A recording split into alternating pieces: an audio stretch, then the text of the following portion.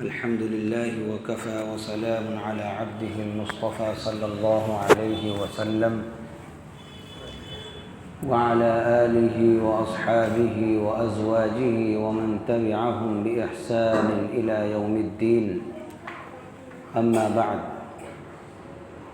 قال الله تبارك وتعالى في القرآن المجيد والفرقان الحميد: إنا نحن نزلنا الذكر وإنا له لحافظون. وقال تعالى: قل لئن اجتمعت الإنس والجن على أن يأتوا بمثل هذا القرآن لا يأتون بمثله ولو كان بعضهم لبعض ظهيرا. قال النبي صلى الله عليه وسلم: خيركم من تعلم القرآن وعلمه.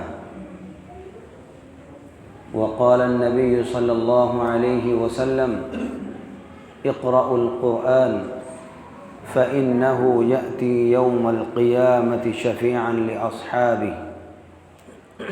وقال النبي صلى الله عليه وسلم: الماهر بالقرآن مع السفرة الكرام البررة. میرے محترم دینی اور ایمانی بھائیوں،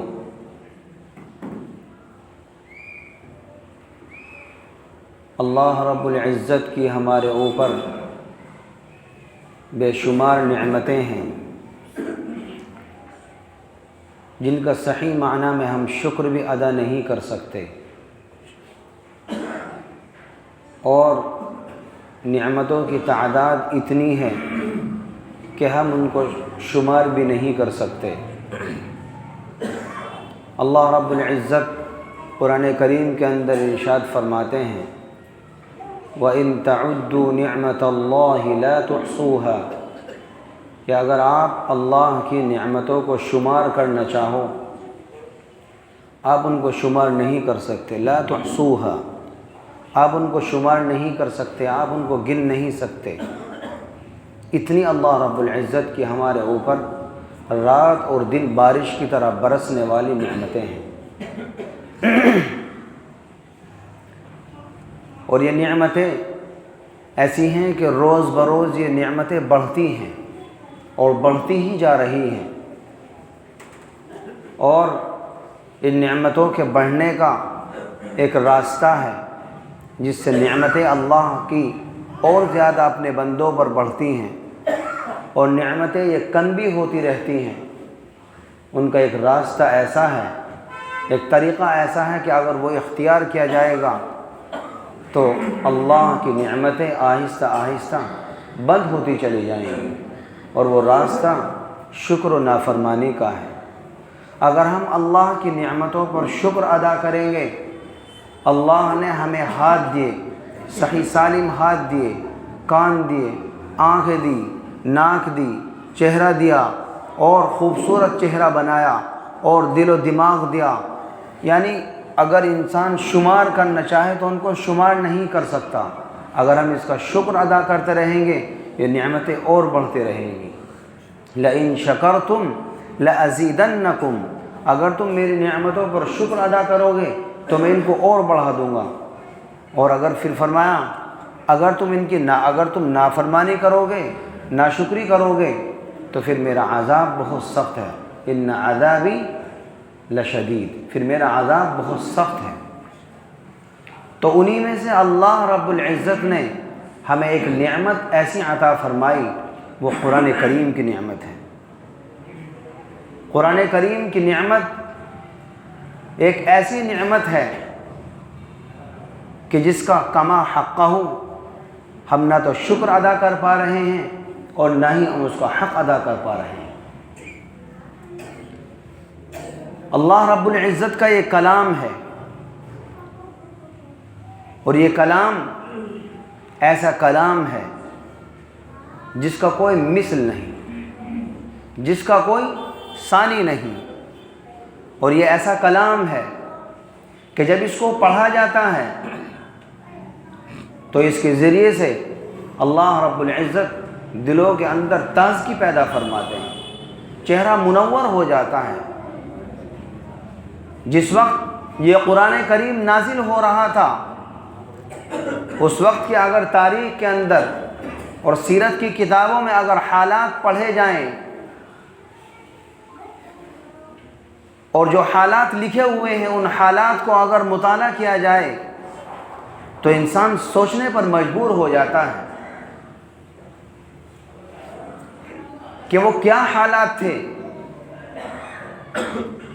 ہر طرف جہالت، ہر طرف نافرمانی، لوگ اللہ کو بھول چکے تھے، ضلالت و گمراہی میں پڑے ہوئے تھے، اندھیروں میں زندگی گزار رہے تھے، ان کے پاس روشنی نام کی کوئی چیز نہیں تھی، وہ اللہ کو نہیں جانتے تھے۔ کسی نے اپنے گھروں کے اندر معبود رکھے تھے اور کوئی دوسرا آدمی دوسروں کے گھر جاتا، وہاں جا کر کے پوجا پاٹ کرتا، اور کہیں دوسرے علاقوں میں جاتا تو وہاں جا کر کے ان بتوں کی پرستش کرتے، اور ذرا ذرا سی باتوں پر لڑائیاں ہو جاتی، اور ایسی لڑائیاں ہوتی کہ 40 سال ہر سال تک وہ لڑائیاں جاری رہتی، وہ لڑائیاں بند نہیں ہوتی تھی۔ ایسی لڑائیاں ہوتی معمولی باتوں پر، وہ اونٹوں کے چرانے والے اور اپنے پانی کنووں پر پلانے والے، جب ان کی باری آتی، اگر ان کی باری سے پہلے کسی نے اونٹ نے یا کسی کے مویشی نے اگر پانی پی لیا تو اسی بات پر لڑائی ہو گئی۔ اور صرف لڑائی جھگڑے زبانی نہیں بلکہ جنگ و جدل ہوتا، قتل و غارت گیری ہوتی، خون بہایا جاتا، اور یہ لڑائی اس حد تک پہنچ جاتی کہ اگر کسی کا انتقال ہوتا اپنی اولاد کو وصیت کر کے جاتا کہ اس لڑائی کو بند نہ کرنا، اس لڑائی کو بند نہ کرنا، بلکہ اس کو اسی طریقے سے جاری رکھنا کہ اس نے ہماری اونٹنی سے پہلے اپنی اونٹنی کو پانی پلا دیا تھا۔ اتنی جہالت تھی، اللہ کو بالکل بھول چکے تھے۔ لیکن اسی ماحول میں جب یہ قرآن کریم نازل ہوا اور قرآن کریم کی پہلی آیت نازل ہوئی، اقرأ بسم ربک الذی خلق خلق الانسان من علق اقرأ وربک الاکرم الذی علم بالقلم علم الانسان ما لم يعلم۔ جس وقت یہ قرآن کریم آیا تو اس نے ان لوگوں کی زندگی یکسر طور پر بدل دی، ان کی زندگی کے اندر انقلاب آ گیا۔ وہ لوگ جو اونٹوں کے چرانے والے اور گھاس اور پتوں پر اپنی زندگی کو بسر کرنے والے، جو بکریوں کو چرانے والے اور مینگنیوں پر اپنی زندگی بسر کرنے والے، ان لوگوں کو اللہ رب العزت نے جہالت سے نکال کر ایک نورانی ماحول عطا فرمایا، اور ایسا ان کی زندگی کا اندر انقلاب آ گیا جنہیں لوگ جاہل، ان پڑھ اور بدو گوار کہا کرتے تھے، آج قرآن کریم یہ اعلان کر رہا ہے، آج وہ رضی اللہ عنہم ورضوا عنہ، آج وہ صحابہ بن گئے اور اللہ کے ایسے برگزیدہ اور قریبی بندے بن گئے کہ اگر ہم میں سے کوئی کسی ایک صحابی کی اتباع بھی کر لے گا تو وہ فلاح کو پہنچ جائے گا۔ اللہ کے نبی علیہ السلام نے ان کے متعلق ارشاد فرما دیا کہ اصحابی کالنجوم، کہ میرے صحابہ وہ ستاروں کے مانند ہیں، فَبِأَيِّهِمُ اقْتَدَيْتُمْ اِهْتَدَيْتُمْ، تم ان میں سے جس کی بھی اتباع کر لوگے تم ہدایت پا جاؤ گے۔ اللہ رب العزت نے انہیں اولئک هم المفلحون کا مژدہ سنایا، اللہ رب العزت نے کہیں انہیں اولئک هم الراشدون گردانا، یعنی الگ الگ جملوں میں اللہ رب العزت نے ان لوگوں کی تعریف فرمائی۔ حضرت عمر فاروق رضی اللہ عنہ، ان کے والد ان کو طعنہ دیتے کہ تجھ پر اونٹ بھی چرانے نہیں آتے، تو کیا کرے گا؟ اللہ رب العزت نے انہیں اسلام کی دولت سے سرفراز فرمایا اور ایسا عظیم المرتبت انسان بنایا کہ وہ دوسرے خلیفہ بنے، اور ایسے خلیفہ بنے کہ ان کی مثال کہیں دور سے دور تک نہیں مل سکتی، ایسے خلیفہ بنے یہ کون سی کس چیز نے ان کی زندگی کے اندر انقلاب برپا کیا؟ یہی وہ قرآن کریم تھا۔ یہی عمر فاروق رضی اللہ عنہ اسلام کے خلاف ہمیشہ پروپیگنڈا کیا کرتے، کبھی ایسا سوچتے کہ کیوں نہ محمد کو قتل کر دیا جائے اور انہیں دنیا سے مٹا دیا جائے اور ان کے ماننے والوں کو دنیا سے ختم کر دیا جائے۔ جب ان کو غصہ آیا وہ اپنے گھر سے نکلے، تلوار نیام میں لے کر کے نکلے، اور ابھی راستے ہی میں تھے کہ کسی صحابی سے ملاقات ہوئی۔ انہوں نے کہا کہاں جا رہے ہو؟ فرمایا کہ آج محمد کا کام تمام کرنے جا رہا ہوں۔ انہوں نے کہا کہ پہلے اپنے گھر کی تو خبر لو۔ اپنے گھر پہنچے تو ان کی بہن جو اسلام کے اندر داخل ہو چکی تھی، ایک صحابی سے وہ قرآن کریم سیکھ رہی تھی، اور ان کے جو شوہر تھے وہ بھی قرآن کریم پڑھ رہے تھے۔ حضرت عمر فاروق رضی اللہ عنہ وہاں پہنچے تو فوراً پہنچتے انہیں غصہ آیا، اپنی بہن کو بھی مارا، اپنے بہنوں کو بھی مارا، اور ان صحابی جو چھپے ہوئے تھے ان کو بھی تلاش کیا، لیکن ان کی بہن اس قرآن کریم کو پڑھ کر اپنے اسلام سے اور اپنے اس قرآن سے پیچھے نہیں ہٹی۔ اور انہوں نے کہا کہ عمر اب یہ قرآن کریم ہماری زندگی کو بدل چکا ہے، اب ہم اس سے تو نہیں پھر سکتے۔ جب وہ پریشان ہو گئے اور مجبور ہو گئے، انہوں نے کہا کہ بہن وہ لاؤ تو صحیح وہ صحیفہ، وہ قرآن تم کیا پڑھ رہی تھی؟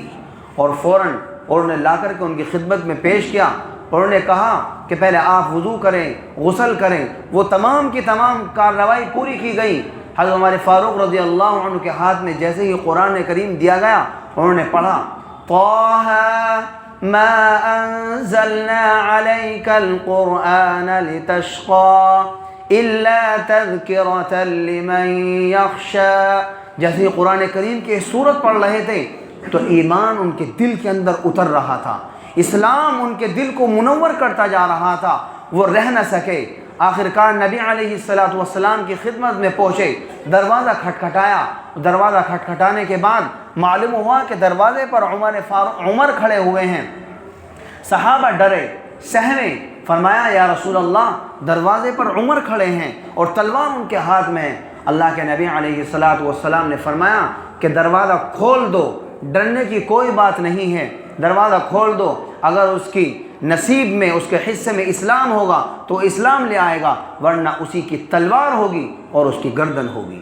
دروازہ کھولا گیا، نبی علیہ السلام کی خدمت میں بیٹھے اور اسلام کے اندر داخل ہو گئے۔ اشہد ان لا الہ الا اللہ و اشہد ان محمد رسول اللہ۔ یہ قرآن کریم تھا جس نے یکسر طور پر لوگوں کی زندگی بدل دی۔ اللہ نے ان کو صحابہ بنا دیا، رضی اللہ عنہ ورضوا عنہ کا ان کو مژدہ سنا دیا۔ یہ قرآن کریم تھا جس نے یکسر طور پر ان کی زندگی کو بدل دیا۔ قریش مکہ کعبۃ اللہ کے پاس بیٹھ کر کے مشورہ کر رہے ہیں کہ بھئی ہم نے ہر پلاننگ کر لی، ہر جو ہماری طرف سے کوشش ہو سکتی تھی ہم نے کوشش کر لی، نبی علیہ السلام کو کس طریقے سے بہلایا جائے، پھسلایا جائے اور انہیں سمجھایا جائے، لیکن ہماری کوئی بھی تدبیر، کوئی بھی سازش، کوئی بھی پلاننگ ہماری کامیاب نہ ہو سکی۔ آخرکار ہمیں کیا کرنا چاہیے؟ ابو جہل موجود، ابو لہب موجود، اور عتبہ موجود، اور بھی دیگر سرداران قریش موجود۔ انہوں نے کہا کہ عتبہ تم آخری تدبیر لے کر کے نبی محمد صلی اللہ علیہ وسلم کے پاس جاؤ، شاید تمہاری کوئی تدبیر ان کے سمجھ میں آ جائے۔ تدبیر طے ہوئی کہ بھائی 3 چیزیں ایسی ہیں جس کی وجہ سے انسان پھسل سکتا ہے اور اپنی جو بھی وہ کوشش کر رہا ہو اس سے باز آ سکتا ہے، اور وہ 3 چیزیں زن، زر اور زمین جائیداد، یہ تمام کی تمام چیزیں ہیں۔ جا کر کے آپ ان کے سامنے ان تینوں چیزوں کو رکھنا۔ عتبہ پہنچے اور فرمایا کہ محمد اب ہم آپ سے بہت زیادہ پریشان آ چکے ہیں، اور پریشانی کا یہ عالم ہے کہ ہر آدمی آپ سے پریشان ہے،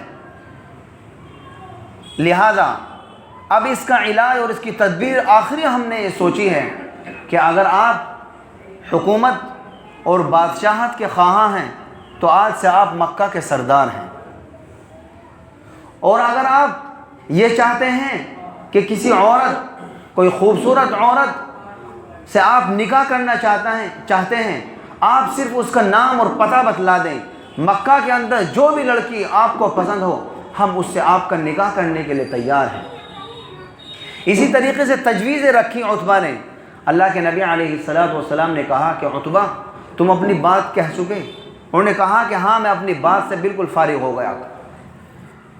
عتبہ اس کے بعد میں بیٹھ گئے اور بیٹھنے کا جو انداز تھا وہ یہ تھا کہ اپنے دونوں ہاتھ اپنی پیٹھ کے پیچھے رکھے اور اس طریقے سے یوں نبی علیہ السلام کے کلام کو سننے لگے۔ اللہ کے نبی علیہ السلام نے حامیم سجدہ کی شروع کی آیات تلاوت فرمائی اور فرمایا حامیم تنزیل من الرحمن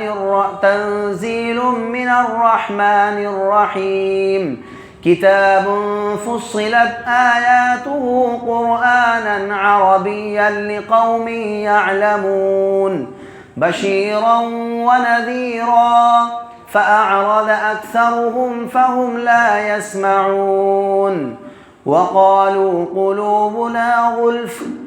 یعنی یہ تمام کی تمام آیات نبی علیہ السلام نے تلاوت فرمائی اور عتبہ جیسے ہی بیٹھا تھا ایسے ہی قرآن کریم کی تلاوت سنتا رہا۔ آخر کار وہاں سے اٹھا اور جا کر کے اپنے سردار جن کے پاس سے آیا تھا وہاں پہنچا اور فرمایا، انہوں نے دیکھا عتبہ کے چہرے کو دیکھا، فرمایا کہ عتبہ جو چہرہ یہاں سے لے کر گئے تھے اور جو چہرے کے ان کے اثرات تھے وہ بالکل یکسر طور پر تبدیل اور بدل چکے ہیں۔ عتبہ کا جو چہرہ تھا اب وہ چہرہ ان کا نہیں رہا، وہ چہرہ ان کا بدل گیا۔ تو لہذا عتبہ وہاں آ کر کے بیٹھے اور انہوں نے یہ کہا کہ میں ایک ایسا کلام سن کر کے آیا ہوں کہ جس نے میری زندگی کو یکسر طور پر تبدیل کر دیا۔ یعنی وہ سمجھ گئے تھے کہ یہ کلام کسی انسان کا کلام نہیں ہے، یہ کلام کسی بشر کا کلام نہیں ہے۔ اگر کوئی ایسا کلام بنانا چاہے تو وہ کلام ایسا نہیں بنا سکتا۔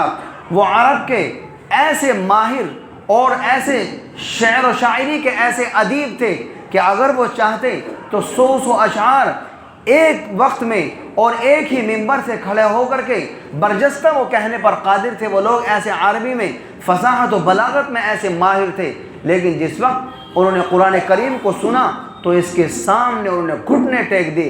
قرآن کریم نے انہیں چیلنج کیا اور فرمایا کہ تم علی ان یأتوا بمثل هذا القرآن، کہ اگر تم اپنی زبان پر، اپنے عربی پر، اپنی فصاحت اور بلاغت پر تمہیں دعویٰ ہے تو تم ایسا کوئی کلام پیش کر دو۔ تو اللہ رب العزت نے فرمایا اگر تم جن اور انس تمام کے تمام لوگ بھی جمع ہو جاؤ، تمام مخلوقات جمع ہو جائیں، قل لئن اجتمعت الانس والجن على ان يأتوا بمثل هذا القرآن لا يأتون بمثله، تم لا بھی نہیں سکتے، ولو كان بعضهم لبعض ظہیرا، اگرچہ تمہارا ایک دوسرا تمہاری ہیلپ اور مدد کے لیے بھی آ جائے، میں تمہاری مدد کروں گا، میں تمہاری اس معاملے میں ہیلپ کروں گا، لیکن اس کے باوجود بھی تم ایسا کلام نہیں لا سکتے۔ پھر اللہ رب العزت نے کہا کہ چلو چھوڑو، تم پورا قرآن کریم لانے سے عاجز ہو تو ایسی کم از کم 10 آیتیں ہی لا دو، 10 آیتیں ہی پیش کر دو۔ جب 10 آیات ان کے سامنے رکھی گئیں تو وہ بھی نہیں لا سکے۔ اللہ رب العزت نے کہا کہ چلو اگر تم 10 آیات نہیں لا سکے تو کم از کم ایک سورت ہی ایسی لاؤ۔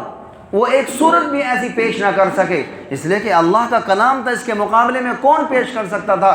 پھر اللہ رب العزت نے کہا کہ چلو تم ایک سورت بھی پیش نہیں کر سکتے، اور نیچے آئے اور کہا کہ کم سے کم تم ایسی ایک آیت، ایک بات ہی پیش کر دو۔ وہ ایک بات بھی ایسی پیش نہیں کر سکے جو قرآن کریم اللہ رب العزت کا ایک کلام لے کر کے آیا تھا۔